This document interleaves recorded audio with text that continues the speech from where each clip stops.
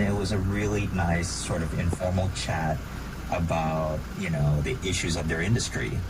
And when I researched into it, it turns out that actually the original concept of the fireside chat comes from U.S. President Franklin D. Roosevelt. And he started it as a series. The fireside, we want to discuss, the issues of the day. We want to cover it from different angles.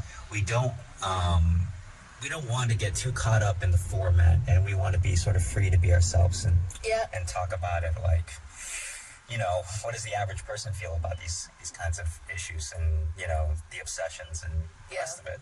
Definitely. So if you are interested in Thailand's issue or what's happening in Thailand, or even like what's going on about the policy which is related to you, or maybe you just fly from other countries and arrive in Thailand. So we might help you somehow to get to know Thailand's thing more. Yeah.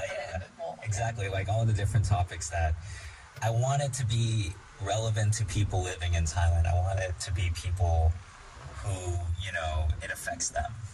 Today's episode, what is it about?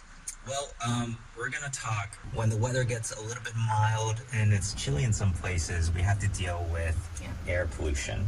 And people have to mask up, they have to protect themselves from this issue that affects really not just people here in Thailand, but across Southeast Asia, right?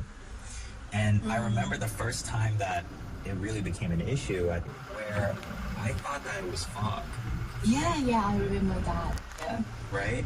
Like when you rolled up into the city and you saw this blanket, it looked like fog. Yeah, right? like 5 years ago, it started to be an issue. I remember that, and I witnessed that social issue that just come up, especially on the internet. Yeah.